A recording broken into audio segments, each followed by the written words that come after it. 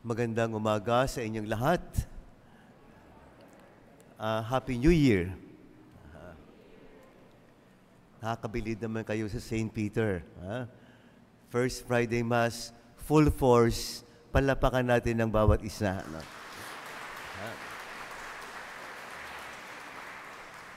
Alam nyo, random ko kanina, pagpasok ko, at ilan sa inyo pumapasok pa lang, feel ko na yung excitement. No? Hindi ko alam kung ano yung ibig sabihin ng excited na kayong pumasok uli. Galing sa bakasyon, no? Excited na uli na bumalik. No? Kung ano man ang pinanggagalingan niyang excitement na yan, na nakita ko ngayong umaga, abay dapat lang talaga tayong ma-excite. No? Alam nyo, dalawang klaseng excitement ang ipinapakita ng ating gospel reading ngayon. No? Yung dalawang alagad na pangalawang tinawag ng ating Panginoon kahapon.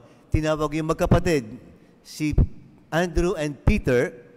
Ngayon naman, si Philip at Nathaniel. Sila naman ay magkaibigan. Ano yung excitement nilang dalawa? Si Philip, sabi niya kay Nathaniel, nakita na namin yung Panginoon. Yung sinasabi ni Moses, sinasabi ng mga propeta, yung matagal nating inintay, ayan na, nakita namin. Kasi mangyari, tinawag mismo ng Panginoon si Philip, sabi niya, sumunod ka rin sa akin. Parang yung dalawang kababayan mo, si Andrew at si Peter. Yun yung excitement. Sabi niya, nakita na namin ang Panginoon. Si Philip, si Nathaniel, iba yung kanyang excitement, baliktad. No?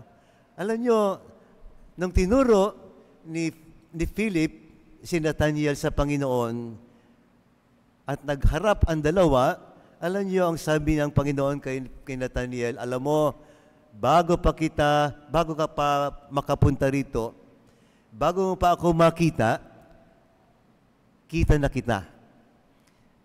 Kilala na kita, doon ka sa ilalim ng puno ng igos. No? Aba, nagulat si Nathaniel. Ibang klase. Hindi pa kami nagkikita, pero kita na pala ako. No? Yun yung excitement. No? Ano po ang ibig sabihin dito ng ating Panginoon? Tama yung sinabi ni Nathaniel, you are the Son of God. No? Pinapakita niya sa sinabi ng ating Panginoon sa Kanya na siya nga ay Diyos.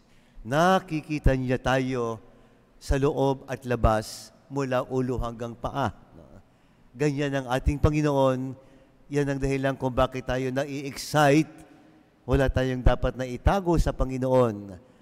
Kailangan lang maging matapat tayo sa Kanya.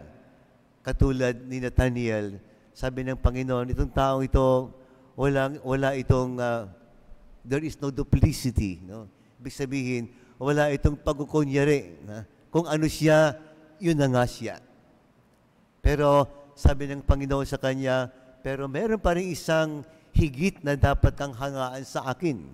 Sabi ng Panginoon kay Nathaniel. At ano yung dapat hangaan sa kanya? Sabi niya, pag makita mo ang anak ng Diyos, manhik panaog ang mga anghel sa langit. Ito po ay isang napakagandang pahayag ng ating Panginoon na sa pagdating niya at isinilang isa sa atin, ang ibig sabihin ng manhik panaog ang mga anghel sa langit at sa lupa, bukas ang langit para sa atin. At ito po ang isang mensahe na iniiwan sa atin ng Pasko. Alam niyo ba na next Sunday, grand finale na ng Christmas, no? Piyesta sa Sunday ng Epiphany, no? At yan ang pinakahuling araw ng ating pagdiriwang ng Pasko. Pero kahit isasara natin ang Pasko sa linggo, ito yung napakagandang iniiwan sa atin ng ating Panginoon. At ito yung dapat ay maging dahilan ng ating excitement. Yung huling sinabi ni Philip, ng Panginoon kay Nathaniel. bukas ang langit dito sa mundo. Bukas ang langit para sa lahat ng tao. Hindi lang tayo kilala ng Diyos bago pa natin siya makita, kundi tayo rin binuksan sa atin ang langit upang ang biyaya ng langit ay patuloy na bumuhos sa atin. At ang langit na ito, balang araw, marating din po natin. Yun yung excitement. No?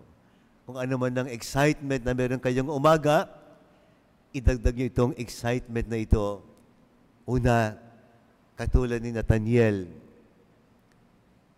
kilala tayo ng ating Panginoon, kita tayo ng Panginoon. Alam niya ang ating sitwasyon. Alam niya ang dapat na kailangang ibigay niya sa atin. At pangalawa, ang langit ay kaya nating abutin sapagkat ang Panginoon ay parang hagdanan mula dito sa lupa patungo sa langit. At ang excitement din ay katulad din ni si Philip sa ating Ebanghelyo na matapos makatagpo ang Panginoon, tinawag siya, halika at sumunod sa akin. Hindi ba napakagandang pagtatapos ito ng Pasko? Di ba napakaganda rin ito para magsimula ulit tayo ng ating trabaho dito sa ating opisina? Dala natin ang excitement ng Pasko, ng excitement ay nakaugat lagi sa ating Panginoon.